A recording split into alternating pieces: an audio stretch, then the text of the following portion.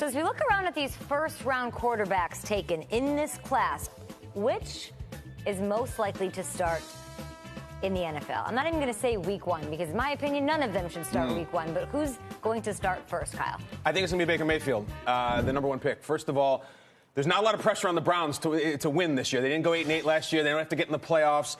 And number one picks start. Number one overall picks, they just start. One, because they're the show pony, they're the franchise. And two, because they're just that good. I looked into this, did a little bit of a deep dive on number one overall pick quarterbacks. 5 of the last 6 taken have started week one. They start. And so you might think Tyrod Taylor's there. Who do these guys beat out? Who do these number one overall picks beat out? It's kind of a mixed bag. All right, Jameis beat out Mike Glennon. Sam Bradford beat out A.J. Feely. That was probably going to happen.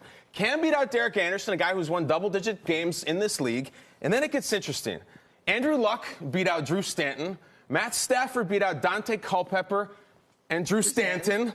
Baker Mayfield has to beat out Tyrod Taylor and Drew Stanton. So if Drew Stanton's in the room, you're basically going to start. That is my deep dive. But I don't think you take a number one overall to let him sit behind a middling quarterback like Tyrod Taylor. I think he'll be out there week one. Yeah, shout out to my guy, Drew Stanton. Middling quarterback. I'll say this, though. Tyrod Taylor has yet to be the guy to give his job away or even lose his job. One thing we do know about Tyrod is he's very consistent. Now, I love rookie quarterbacks playing because it's like a rookie NBA player showing out his first year in the league. But most of the time, these guys have a long learning curve, and it's going to be difficult. I don't care if you're number 1, number 10, or if you're the last pick in the first round. You got to learn in the offseason, then go into training camp, and then win it out in the preseason. I don't feel like Tyrod Taylor is going to hand that job over.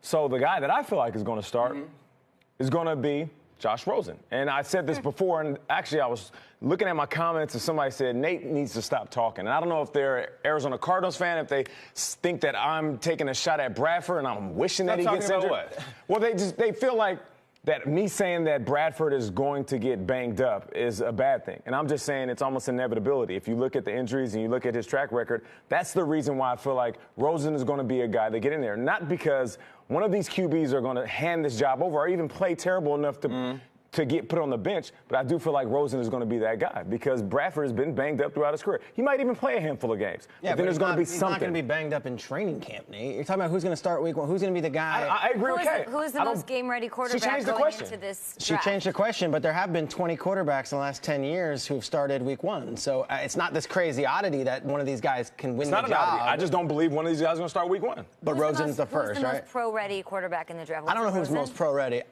Rosen is the most pro-ready, I think, as far as this learning 3 different offenses in college and all that stuff. But I think the situation that's most ready for a guy to take it is the Jets. I do think Sam Darnold is the guy. The Jets have had Mark Sanchez start as a rookie week one. They've had Geno Smith start as a rookie week one. And this has all the makings of, hey, it's your job, dude. McCown and Bridgewater are here, but we're drafting you 3rd overall. You feel like you slipped to us. The situation is not like we're going to win right now. I feel like just put him in the mix. Of all these guys, there isn't that situation where, okay, I look at Baker and these guys. Hugh Jackson might be competing for a job right now. Tyrod might be the better opportunity for him. I look at the Jets right now. It's, all right, we have our quarterback of the future. Let's get into it. Let's see what it is. He's going to have all summer to work with McCown. But I would be surprised. Look, last year, Deshaun Kaiser started week one. Yeah. All right, the year before that, Prescott as a 4th-round pick. Wentz started week one. Year before that was Carr. Year before that was E.J. Manuel and Geno Smith. Teams, it's a rarity that a team, with 5 quarterbacks taken in the first round, that one of them will not start week one. It's a good possibility. So you think that one of them, 4 or 5 of them?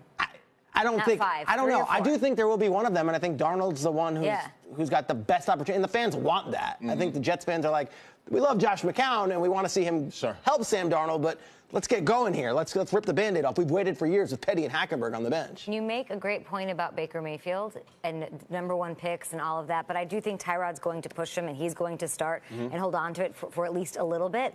I look at, the Browns traded for Tyrod Taylor. You look up at Buffalo. Buffalo, they got the last domino to fall in quarterback free agency in A.J. McCarron. They were not there trading for him. That was their last choice. Let's just call it what it is and be honest. So I think I look at it as who is the easiest path to get onto the field? Who can beat out A.J. McCarron and Nathan Peterman? It's Josh Allen. And it's wild to think because it's a little counterintuitive. He's the most raw talent. Yeah. He's the guy who probably should sit the most. He's the opposite of Josh Rosen, who learned 3 different offenses. I get it. But I feel like with that arm and that talent, seeing that in training camp, the receiving weapons, you really have Charles Clay, Kelvin Benjamin, can he stay healthy?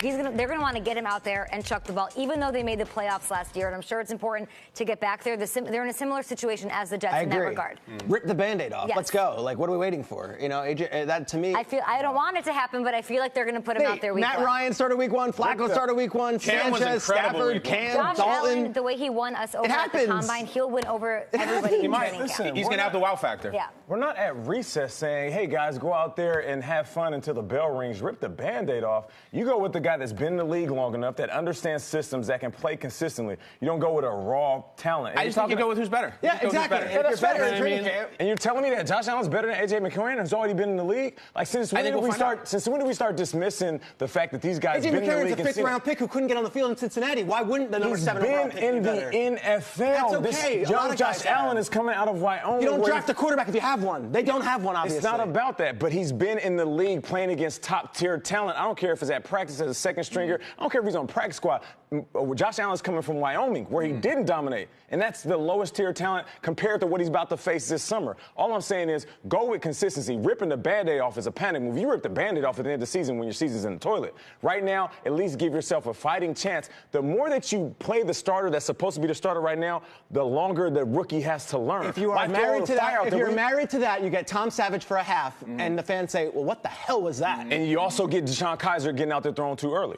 DeShone Kizer's a 52nd overall pick. These guys are top 10 picks. Play the guys. Peter, you know that top 10 picks are not always money. You know that.